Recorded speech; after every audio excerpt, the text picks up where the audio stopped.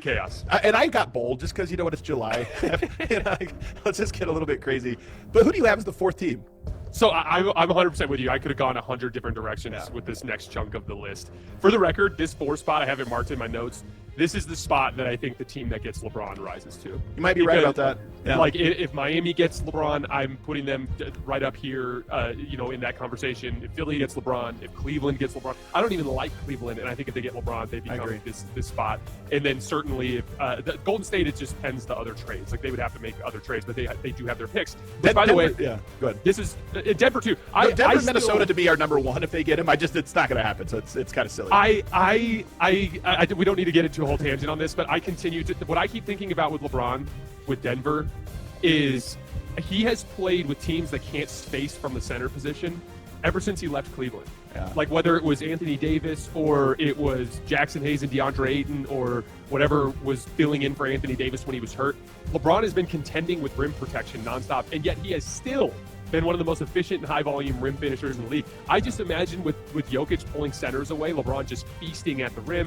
Imagine the dual power forward thing. I think it would be such a wonderful fit, and I can't believe it's not being considered more for me. I know. It's just not going to happen. Same with Minnesota, by the way, which I have to give them credit. He would be phenomenal there, too. I think both of those teams I would have number 1 if they were to win the LeBron sweepstakes. It just feels like they were a token. Just nice to be mentioned. Exactly. So...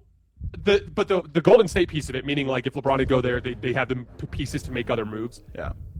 Setting LeBron aside, since we don't know where he's going to go, this is why I ended up going with Boston at number 4. You can make a case because they have an extremely strong, like regular season foundation in the sense that Paul George, say what you want about it, he's actually going to be a wonderful fit in Boston's system. I agree.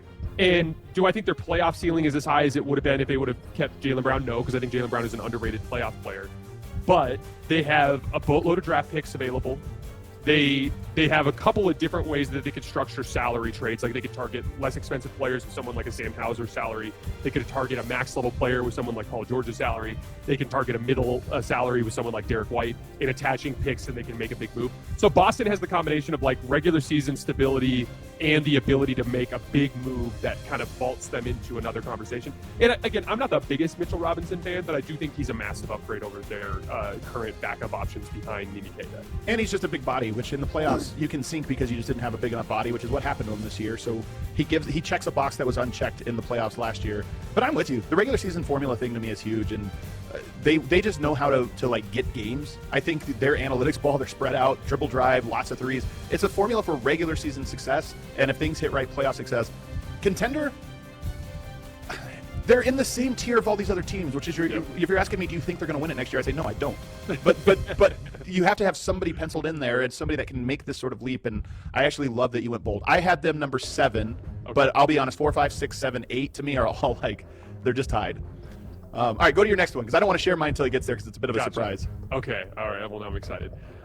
Number 5, I have Miami. Wow, not me. Even if they don't get LeBron, I just think they have such a strong defensive foundation, and then the combination of just dealing with Giannis and Bam in a playoff series. I think they are set up too for backup plans off of the LeBron thing. Like, if they get LeBron, obviously that's a huge boost to them offensively. But they are going to have the line of all of these like inexpensive combo guards because of the ball handling responsibility that's available. Because their best perimeter players right now are Davion Mitchell and Tim Hardaway Jr.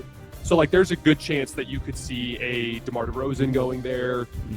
There's a good chance you could see, I know Russell Westbrook's name has been floated around. He'd actually maybe be good there. The spacing is a concern, but just in terms of like physical pressure down the paint.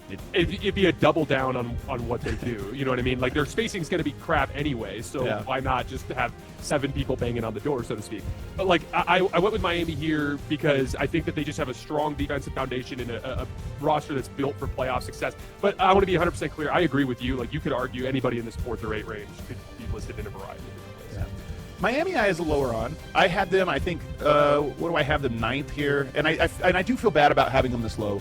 The problem is, to me, they do feel like an incomplete team. They feel like a team that I think next year is going to be the title favorites. It might take 2 years to build this. The one thing I'll say is the regular season could get tough on them because they're the opposite of Boston. I think it'll be hard to manufacture wins. But the playoffs, I do think there's something too. the playoffs you have to score on teams. Teams have to get stops, so you have to score on the other team. And I think that's going to be very easy for them to get stops in a playoffs. And that's before you finish out this roster. So it's almost like regular season will have them lower. They will take a bump in the playoffs as they always do. Miami always levels up come playoff time.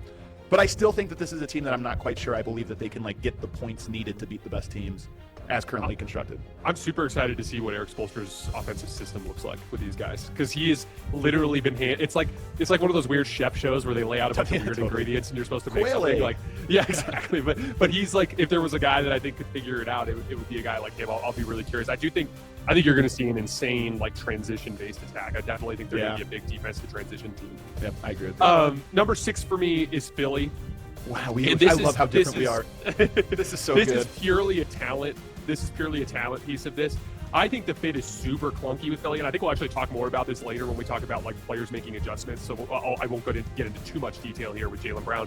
But the truth of the matter is Jaylen Brown is an on-an-island player. His best traits when he was with Boston were on-ball defense, and then on the offensive end, working from the elbows in one-on-ones while everyone else stood around and watched. And he did legitimately get a lot better at that specific skill, scoring there and playmaking out of the middle of the floor. But he does, and I won't get into too much more detail here, like I said, but he doesn't play well in action with other players, meaning like 2-man game, 3-man game, and he's not a good spot-up player. And I think that makes it a tricky fit, especially considering you're going to get a lot of Tyrese Maxey, Joel Embiid pick and roll, which is going to put him into spot-up situations. I think there's a rhythm element that's going to be clunky. This is just a sheer talent play. Like, if it all comes together, they could win the East. But I could also see it going the opposite direction and them going home in the first round. I had them really low. I'm low on Philly. I might like to take the opposite position because I really don't like the fit. I think of players in the fit as 2 players that are very good players that play off each other well. You give a +1 to them. 2 players that are very good but sort of take away from each other. It's like a -1. There is a world where you can build a Boston-like system where it's just everybody spread out and take your turns driving, and that's how you augment. Even when players don't fit well together, it's like it doesn't matter. We're just playing a bunch of one-on-one ball and passing it if we don't get all the way to the rim.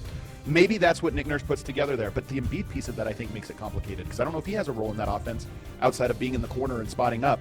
So I think it is a clunky collection. I don't know if, like, for Jaylen Brown to have a great year, like a career year, Maxey probably has to sacrifice a lot, and if it's not Maxey, VJ has to sacrifice a lot. One of those guys has to have a down year for the other guy, in my opinion, to have a really high year, and then the Embiid piece. So for me, I'm just a little bit lower. And then the biggest thing is, to win a championship, you're talking about 4 rounds of health. And I just don't see that from Embiid at all. So really you have to say, okay, you get Embiid for a portion of a playoff run and then still win a title. I almost count them out because of that. Yeah, I mean, he was the best player in the first round series against the Celtics and then immediately broke down again. For the record, I don't think LeBron's going to Philly.